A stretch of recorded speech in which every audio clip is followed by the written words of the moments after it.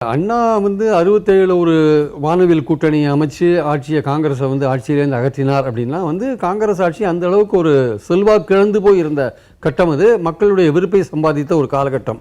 அதனால் அவர் பின்னாடி வந்து கிட்டத்தட்ட வந்து ஒரு 49 ஆரம்பித்த கட்சி வந்து 67 ஒரு 18 வருடங்கள் அவர் உழைக்கிறார்.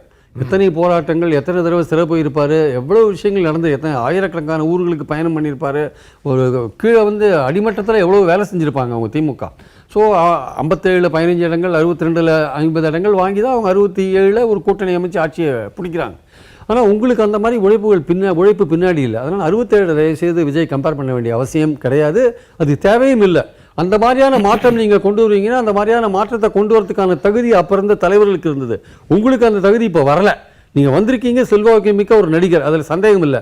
உங்களுக்கான ஓட்டுகள் வரத்துக்கான வாய்ப்புகள் இருக்குது. அது எப்படி வரும்னு தெரியாது. அதை நீங்கள் பயன்படுத்த எப்படி அந்த வாய்ப்பை நீங்கள் பயன்படுத்தி கொள்கிறீர்கள் என்பதை இனிமேல் தான் பொறுத்து இருந்தால் பார்க்கணும். அடுத்து 77 நீங்கள் கம்பேர் பண்ண முடியாது. 77 எம்ஜிஆர் வந்து பலகாலம் திமுகவில் ட்ராவல் பண்ணி வந்தவர், திராவிட இயக்க கொள்கைகளை கையோடு அரவணைத்து கொண்டு வந்தவர். அவருடைய எம்ஜிஆர் ரசிகர் மன்றங்கள்லாம் திமுகவின் உட்கலை என்று தான் அழைக்கப்பட்டன ஆக்சுவலாக.